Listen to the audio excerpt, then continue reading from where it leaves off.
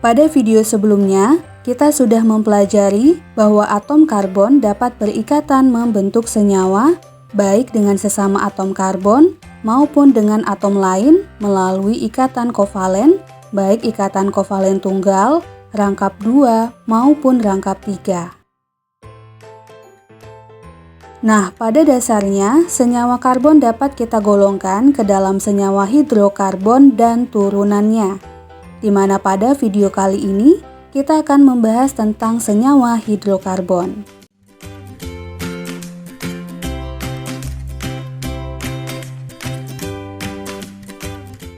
Dalam kehidupan sehari-hari, ada banyak sekali senyawa hidrokarbon yang kita gunakan. Contohnya bahan bakar seperti bensin, solar, dan gas LPG.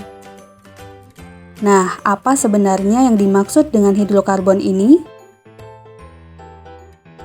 Dari namanya, hidrokarbon berasal dari kata hidro yang mengacu pada atom hidrogen dan karbon, sehingga hidrokarbon merupakan senyawa karbon paling sederhana yang tersusun dari atom karbon dan hidrogen. Contohnya adalah metana dengan rumus molekul CH4, propena dengan rumus molekul C3H6, atau etuna dengan rumus molekul C2H2. Nah, dari rumus strukturnya, terlihat ya bahwa ketiga senyawa ini tersusun dari atom karbon dan hidrogen.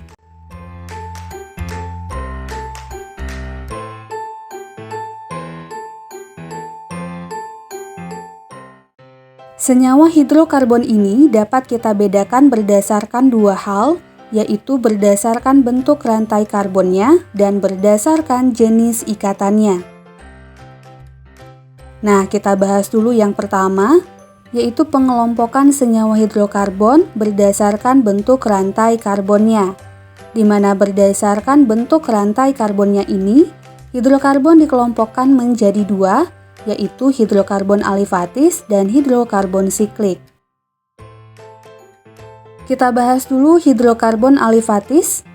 Nah, hidrokarbon alifatis merupakan senyawa hidrokarbon yang membentuk rantai karbon dengan ujung terbuka, baik berupa rantai lurus ataupun bercabang.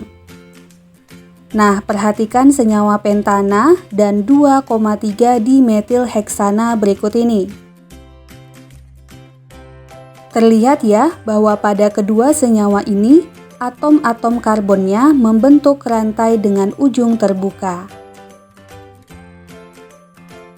Berikutnya senyawa hidrokarbon siklik merupakan senyawa hidrokarbon dengan ujung rantai karbon tertutup atau lingkar.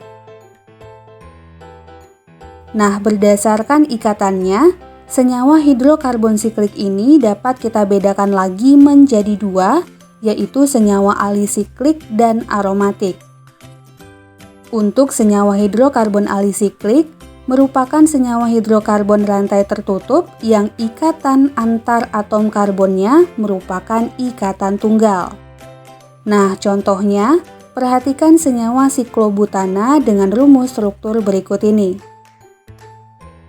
Terlihat ya bahwa atom-atom karbonnya membentuk rantai siklik atau lingkar dengan ikatan kovalen tunggal. Contoh lainnya adalah senyawa siklopropana dan sikloheksana dengan rumus struktur berikut ini. Adapun senyawa hidrokarbon aromatik merupakan senyawa hidrokarbon yang terdiri atas 6 atau lebih atom karbon dengan struktur siklik atau lingkar serta memiliki ikatan kovalen tunggal dan ikatan kovalen rangkap yang terletak selang-seling atau disebut dengan terkonjugasi. Nah, sebagai contoh, perhatikan senyawa benzena dengan rumus struktur berikut ini.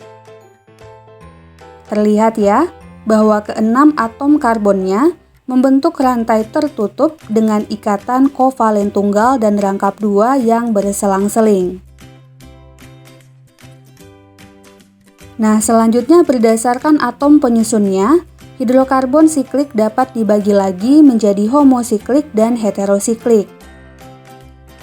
Homosiklik merupakan senyawa hidrokarbon rantai tertutup yang hanya tersusun dari atom karbon dan hidrogen saja.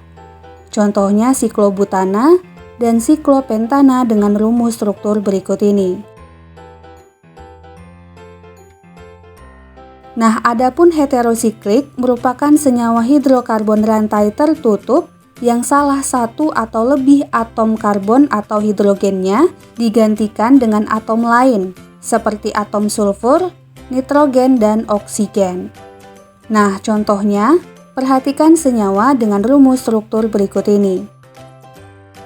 Terlihat ya, bahwa terdapat satu atom nitrogen yang menggantikan atom karbon. Atau contoh lainnya adalah senyawa dengan rumus struktur berikut ini, di mana salah satu atom karbonnya digantikan dengan atom oksigen.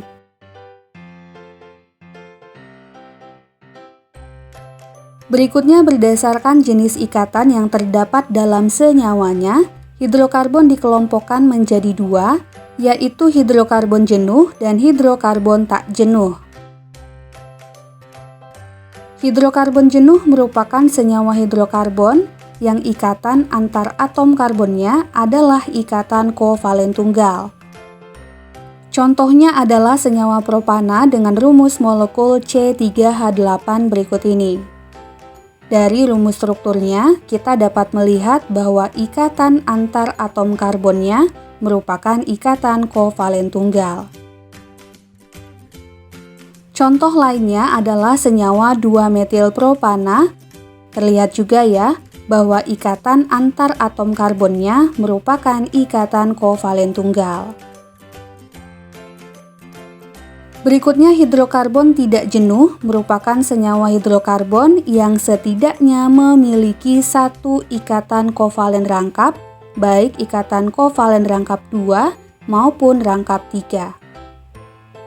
Sebagai contoh, perhatikan senyawa propena dengan rumus molekul C3H6 berikut ini. Terlihat ya, terdapat satu ikatan kovalen rangkap 2 antar atom karbonnya. Contoh lainnya adalah senyawa 2-metil-3-heksuna berikut ini.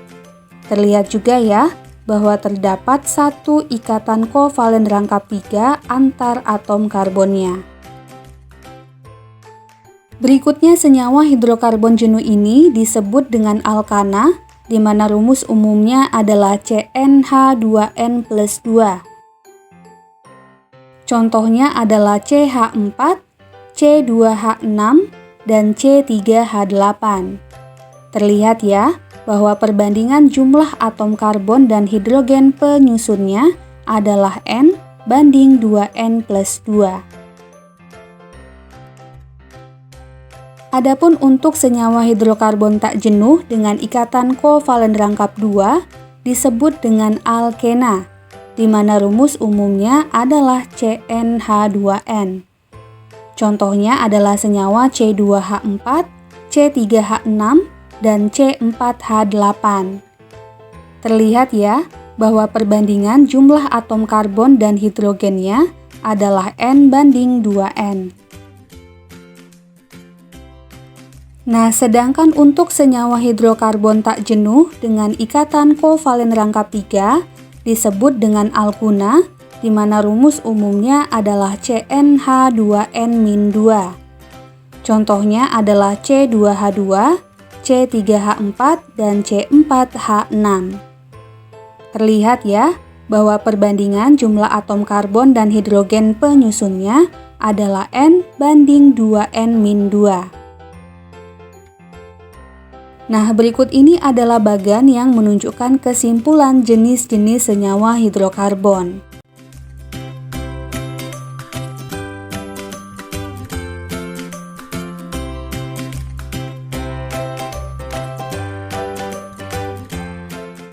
Soal yang pertama, perhatikan rumus struktur senyawa berikut ini. Berdasarkan bentuk rantai karbonnya, senyawa hidrokarbon tersebut termasuk. Nah, jika kita perhatikan, kedua atom karbon yang berikatan membentuk rantai terbuka sehingga termasuk hidrokarbon alifatik. Kemudian ikatan antar karbonnya merupakan ikatan kovalen rangkap 2 yang menunjukkan bahwa senyawa ini merupakan senyawa hidrokarbon tidak jenuh. Maka jawaban untuk soal ini adalah opsi E, alifatik tidak jenuh.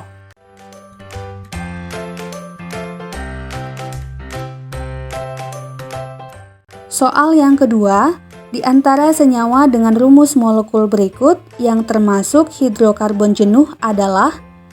Nah, diingat kembali bahwa hidrokarbon jenuh merupakan senyawa hidrokarbon yang ikatan antar karbonnya adalah ikatan kovalen tunggal atau kita sebut dengan alkana, di mana rumus umumnya adalah CnH2n+2. Sedangkan untuk senyawa hidrokarbon tidak jenuh dapat berupa alkena yang memiliki ikatan rangkap 2 dengan rumus umumnya adalah CnH2n, atau alkuna yang memiliki ikatan kovalen rangkap 3 dengan rumus umumnya adalah CnH2n-2.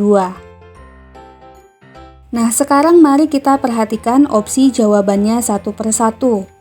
Yang A, C2H2. Nah, ini jelas bukan merupakan alkana karena jumlah atom karbonnya 2 dan jumlah atom hidrogennya juga 2. Maka rumus umumnya adalah CnH2n-2 dan senyawanya termasuk alkuna yang merupakan hidrokarbon tak jenuh. Kemudian opsi B, senyawa C3H6 bukan merupakan alkana.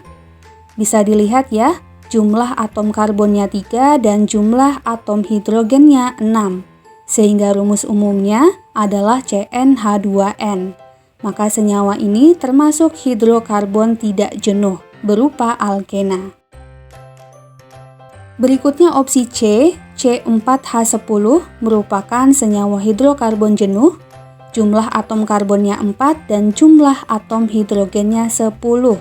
Maka rumus umumnya adalah CnH2n+2. Sehingga senyawa ini termasuk golongan alkana. Maka jawaban untuk soal ini adalah opsi C.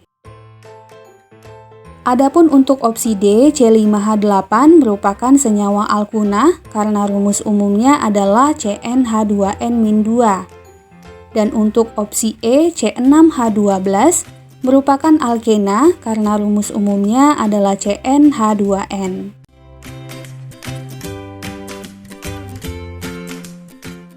Soal yang ketiga, perhatikan gambar struktur senyawa berikut. Salah satu ciri senyawa tersebut adalah, nah kita lihat opsi jawabannya satu persatu. Untuk opsi A, hanya memiliki ikatan jenuh. Nah, pernyataan ini tidak tepat karena kita bisa melihat di dalam senyawa ini terdapat ikatan kovalen tunggal atau ikatan jenuh dan juga terdapat ikatan kovalen rangkap 2 yang termasuk ikatan kovalen tidak jenuh. Selanjutnya opsi B merupakan rantai karbon terbuka. Nah, pernyataan ini juga tidak tepat karena dari strukturnya senyawa ini merupakan senyawa karbon dengan rantai tertutup atau siklik, bukan rantai terbuka. Kemudian opsi C mempunyai rumus umum CnH2n+2. Nah, untuk rumus umumnya, kita bisa langsung menghitung jumlah total atom karbon dan hidrogennya. Untuk karbonnya, jika kita hitung berjumlah 6, dan hidrogennya juga berjumlah 6. Sehingga jelas rumus umumnya bukan CnH2n+2. Selanjutnya opsi D merupakan senyawa karbon alifatik. Nah, pernyataan ini juga tidak tepat. Diingat bahwa senyawa karbon alifatik adalah senyawa hidrokarbon dengan rantai terbuka. Adapun untuk senyawa pada soal ini, ikatan yang terbentuk merupakan rantai karbon tertutup atau siklik. Terakhir opsi E, berikatan dengan ikatan terkonjugasi. Nah, pernyataan ini benar karena jika kita perhatikan, senyawa ini mengandung ikatan kovalen tunggal dan ikatan kovalen rangkap 2 yang saling berselang-seling atau terkonjugasi. Sehingga jawaban untuk soal ini adalah opsi E.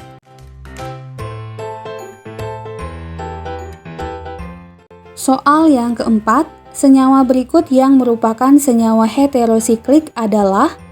Nah, diingat bahwa senyawa heterosiklik merupakan senyawa hidrokarbon rantai tertutup yang salah satu atau lebih atom karbon atau hidrogennya digantikan dengan atom lain, seperti atom sulfur, nitrogen, atau oksigen. Maka jelas jawaban untuk soal ini adalah opsi A, karena pada senyawa A ini terdapat atom nitrogen yang menggantikan atom karbon.